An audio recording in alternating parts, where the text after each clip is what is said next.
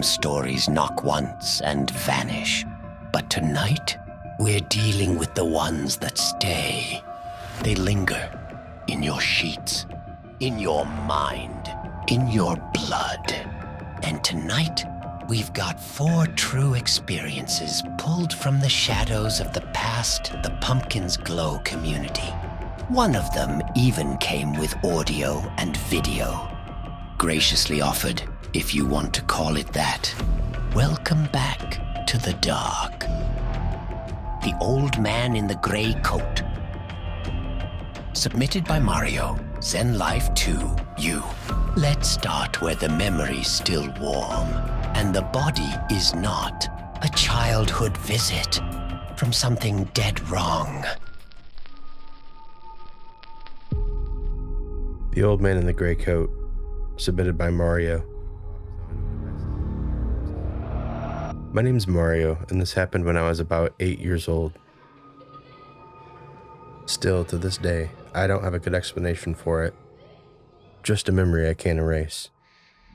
It stuck to me, like the smell he left behind.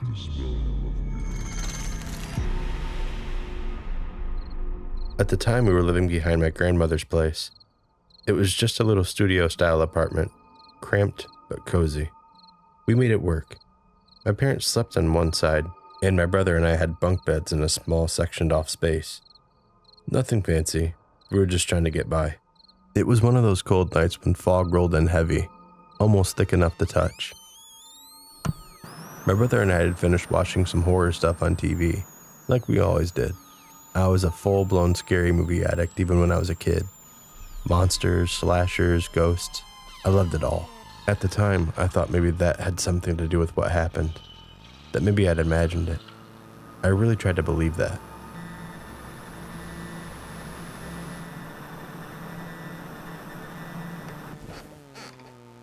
That night, we all went to bed as usual. My brother on the bottom bunk, me on the top. I woke up thirsty, annoyed that I had to get out of bed. I remember climbing down the ladder. It always creaked, always felt colder than the rest of the bed frame. And that's when I felt it. The room felt like the air had turned thick and oily. I didn't hear anything, didn't smell anything yet, just feeling this pressure in my chest that told me I wasn't alone anymore. I turned slowly and he was just there. An old man in a long gray coat. Dirty, wrinkled, his skin looked like old leather. Dry, sagging, gray. But it was his eyes. It was his eyes that locked me. They were sunken black but alert, like he knew me. Like he was waiting for me to notice him. And then the smell hit. Like something that had been buried and dug up too early. Death. Not just stink, but rot. Like it crawled up into my throat and tried to choke me with it. I tried to scream. I wanted to scream. Nothing came out. My mouth was open, but I couldn't breathe right. Couldn't even feel my own tongue. I just stood there while he reached toward me, slow and deliberate, like he was enjoying it. That's when I stumbled. I fell into the low shelf by the bunk bed, knocked over this little plastic toy I used to keep at the edge. It clattered onto the ground, louder than it should have been. My brother shot up from the bottom bunk, and he saw him too. I heard him scream and cry the second he made a sound. The old man disappeared. I mean, vanished. Not turned or walked off, just blinked out of existence. 1 second he was there, hand outstretched towards me. Next, gone. My parents burst in a moment later. My dad had a bat looking around like someone broke in. "What the hell is going on?" he yelled, eyes scanning the room. "Why are you crying?" I couldn't get my words out. My throat was still tight, but I finally said it. There was a man, an old man. He had a gray coat on. My brother nodded through tears. I saw him too. My dad looked confused. My mom was just trying to calm us down. "What man?" he said. There's no man. If someone broke in, we'd have seen him coming. Nobody got past me. He checked the windows, doors, every inch of the apartment. Nothing. No sign of forced entry, no footprints, no open windows. Nothing was out of place except for the toy on the floor. But my brother and I, we know what we saw. To this day, we don't have an answer. My dad says maybe we were dreaming, but we were both awake. We both saw him. And my brother's scream, that was real. I still remember the man's face, the way that he looked at me, like he hated me, like he was hungry. I still remember the awful coat and the smell that made me gag. I'll never forget the way I couldn't move when he reached for me, or how I never felt safe sleeping near a bunk bed ever again. He didn't just look scary. He was scary, evil in the purest form, like he didn't belong in our world but found a way through anyway. And what scares me the most is how bad he wanted me. He didn't seem to care about my brother. He was just there, but he was reaching for me. He made sure I saw him.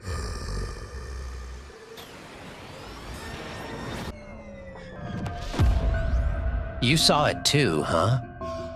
Good. Now you'll never unsee it. But the next tale isn't about something that vanishes and stays gone. It's about something that keeps coming back. This is The Foldout Couch, submitted by Brian L. I guess I'll start with this. My mom doesn't believe me, which is fine. She never really did. She says I hallucinated everything. Drugs, says that's why Amanda left. That's why I lost the house. But that couch, that had nothing to do with the drugs. It's been 6 months since I left. A friend gave me a ride, helped me load what little I had into the back seat, and dropped me off at the only place I could still get a roof and a sandwich without paying. You guessed it, my mother's basement, which wasn't a basement. Technically it was a lower den, but it might as well have been one. Damp carpet, wood paneling, tiny high windows like we were buried alive under the house. One wall always reeked faintly of mildew, no matter how many fans were pointed at it. The fold-out couch sat in the middle of the room, just like I remembered, crusted with decades of Dorito dust and cat hair, the kind of mattress you can feel the springs through, even when you're sober. My back seized up just looking at it. The first couple of nights were quiet, miserable. I was working days at a tire shop and had finally hit 72 hours clean, longest I'd been sober in a while. The fog in my head had started to lift, and the shakes weren't keeping me up anymore. I was still raw, still twitchy, but I was present. That's why when I heard something on night 4, it didn't feel like an hallucination, just something, a flutter of syllables that didn't belong in any language I knew. The vent across the room rattled once, and I figured it was just some old house nonsense. You get used to a house's bones, pipes settling, wind shifting. I put the pillow over my head. The next night, it wasn't something I could ignore. At 3:12 a.m., I woke up in the air. Something jerked my legs, hard like a sudden yank from under the mattress. My chest smacked the floor, hard enough to leave a rug burn on my chin. I laid there, stunned, my cheek against the stiff carpet, thinking maybe I flinched too hard in my sleep. Maybe some residue left in my system was flaring up, but I hadn't used it in days. Still, I felt something. Cold. Not the house cold, but cold like something that didn't belong had touched me. I told myself it was just nerves, a weird mix of withdrawal, stress, and a bad dream. I got back onto the couch and eventually fell asleep again. Barely, but I did. The next night, it happened again. Same time as last night, 3:12 a.m. This time, I was pulled again, but not as hard. It didn't throw me, it slid me. I ended up on my knees at the foot of the bed, facing the head of the fold-out, not laying, kneeling, like I was in prayer. But there was nothing holy about what came next. The sound started again, louder, not just in the vent, all around me, like voices underwater, slurred vowels, heavy consonants, bouncing all around the den, with nowhere to land. It didn't sound demonic, not like I would imagine. It sounded incomprehensible, like something using noise instead of words. As I tried to figure out where it was coming from, I saw it, the sheet, the one I had crumpled at the head of the bed. It started to rise. Slowly the shape underneath it bulked up, Not smooth like a breeze, but angular. I saw 4 limbs, arms and legs, move in unison, but in an unnatural rhythm. It wasn't gliding, it was crawling, fast with a jerky but deliberate motion. The most bulbous point of the shape, what I could only perceive as its head, led the charge. It moved like something human had forgotten how to be human, and it was coming straight at me. I couldn't move, couldn't scream. I didn't want to see what was about to come out from under the sheet. Whatever it was, I knew it had noticed me. I turned, not to fight, just to try to pull myself to my feet and run. I still only heard the movement from this thing in my bed, and my breath now more rapid than before. I turned quickly, and as I did, the creature met my gaze once fully pivoted away from the bed. I was planting my foot to run from the bed as my body had already started that motion.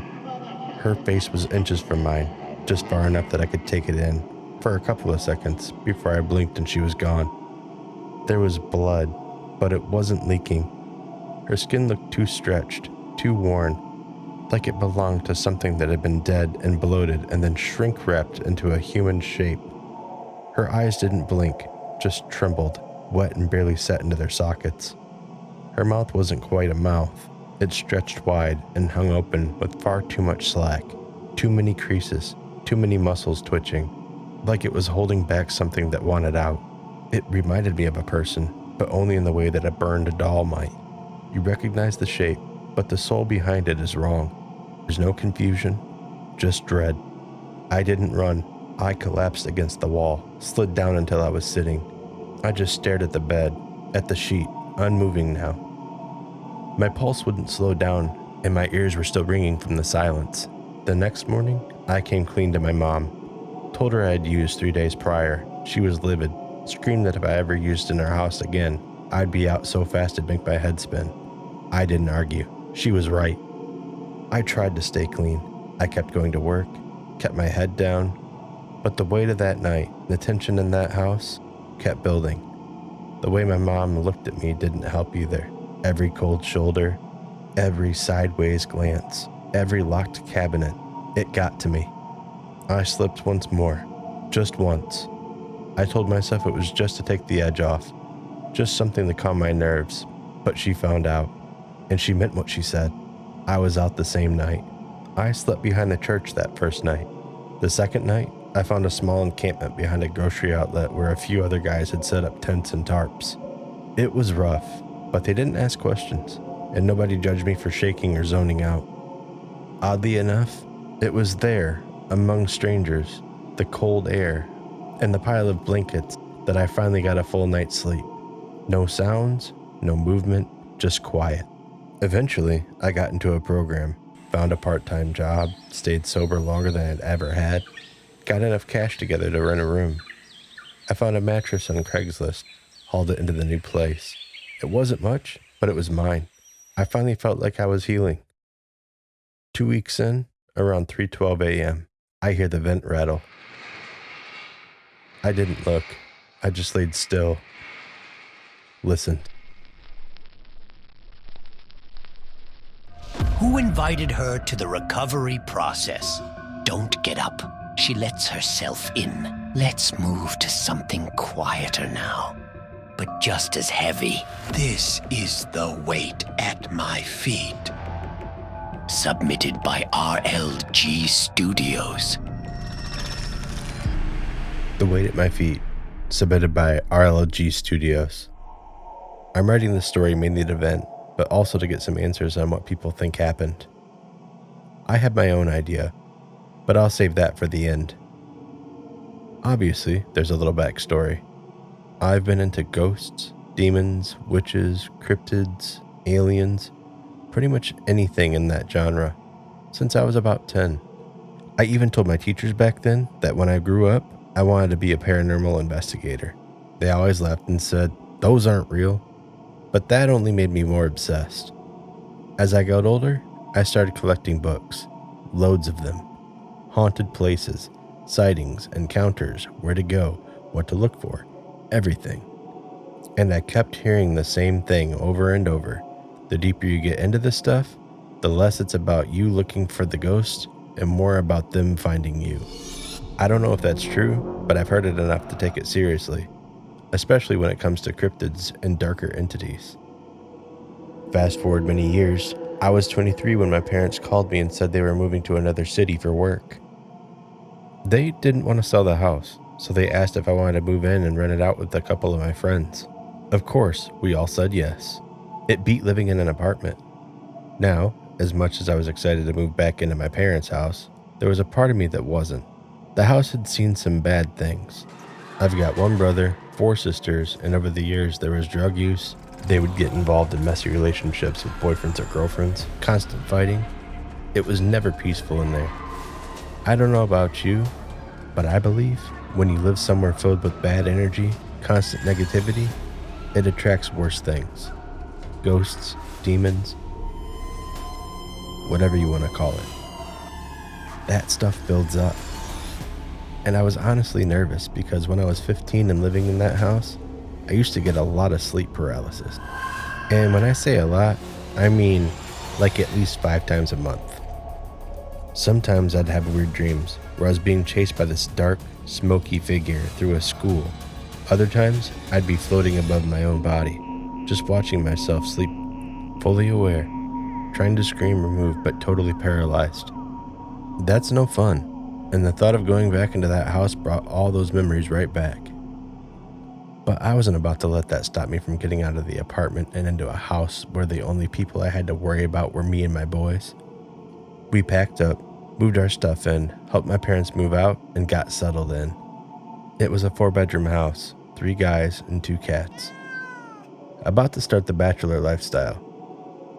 Just kidding. We were nerds. We were ready to play games all night. For the first few months, everything was chill. No weird dreams, no sleep paralysis, nothing. Then came that night. I came home from work, probably around 11 p.m., and both of my friends were already in their rooms, doors shut.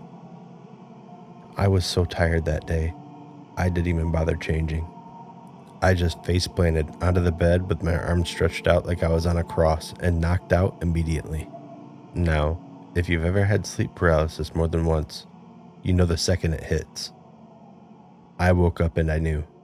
I couldn't move, not a finger, not a toe, just frozen in the same exact position I landed in. I tried to twitch, to break it, but nothing. That's when I felt it. The bed sunk in right at my feet, like someone had just sat down. Panic set in instantly. I couldn't lift my head, couldn't turn it. I just lay there, staring at my closet, which, by the way, was open. Yeah, that didn't help the situation. The pressure didn't go away. If anything, it felt like the bed kept sinking, like someone was adjusting their weight, sitting there, watching me. Maybe someone can explain that, but I don't know what it could have been. And here I am, 34 now, and I still don't have an answer for what happened that night. I just know I felt that, and I hope to God it never happens again.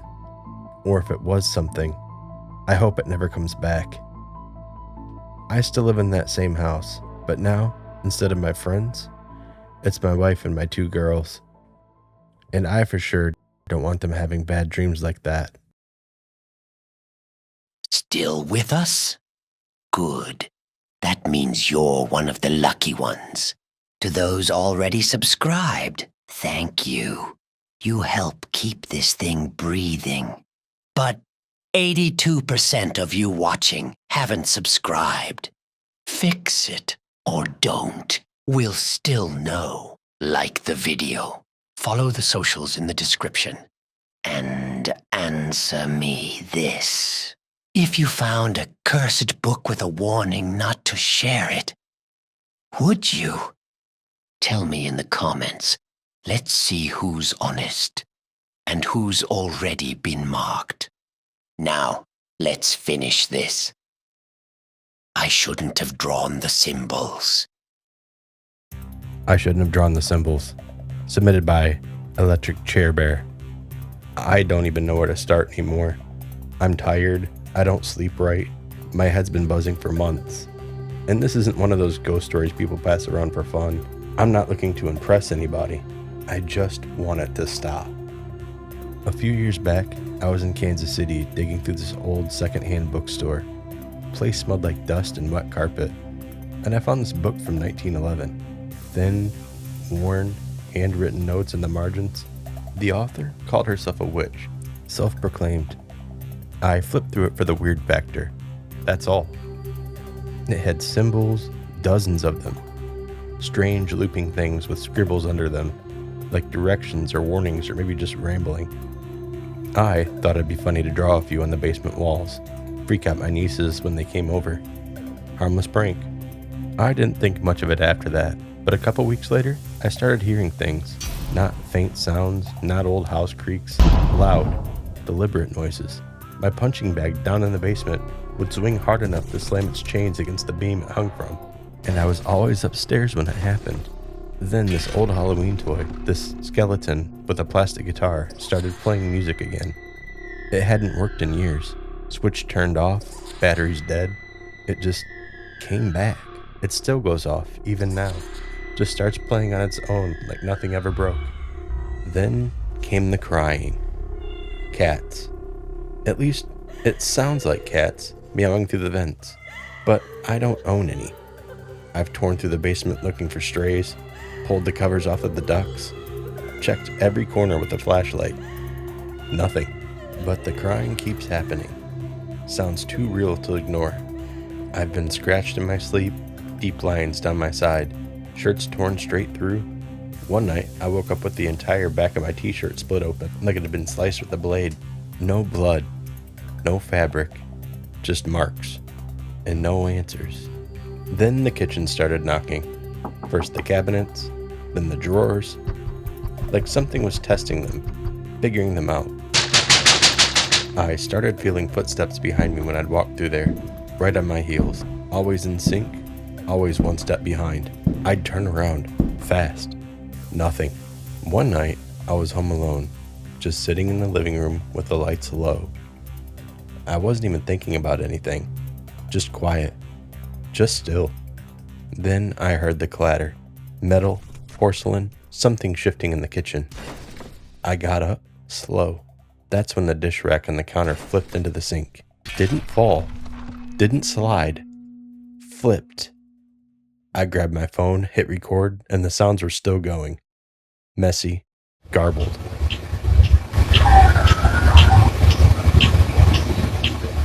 When I played it back, it just sounded like chaos. But my friend, he heard something else. Said there's a little girl screaming behind the noise. He hears it every time. I've played that file over and over. I still don't hear it. And somehow, that makes it worse. Like, whatever's in that clip didn't want me to hear her. And then the camera caught it. My exterior cam picked something up in the middle of the night. A floating blur. Not shaped like anything I know. Not walking. Just gliding from the flame on the right side. Like a heat wave ripping through the cold. Or like reality buckled and peeled itself loose for a few seconds. It looked like it came from behind my vehicle and then disappeared. Now, the staircase railing shifts when no one's on it. I'll be standing there, I'll hear it groan, step by step, weight pushing down, then lifting again. It feels like someone's still climbing, or never stopped. I've thought about getting rid of the book. I've wanted to, but inside, scrawled in red ink, is a warning. Not to pass it on, to whoever accepts it carries the curse. I also haven't burned it. I've heard stories about that, same as Ouija boards. If there's rules and you break them, something opens. I've tried everything I know. Sage, holy water, ignoring it, acknowledging it, cleansing, begging. It still hasn't stopped. And the worst part is, I think whatever I woke up, it's patient. What starts as a prank ends with scratches and something watching from the stairs. Too late to burn it now. These were the ones that lingered. If you have a true to you terrifying experience, share it with us on Instagram or drop it in the comments below. You might just hear it featured, whispered right here in the dark. And as always, stay close to the fire and Don't look past the pumpkin's glow.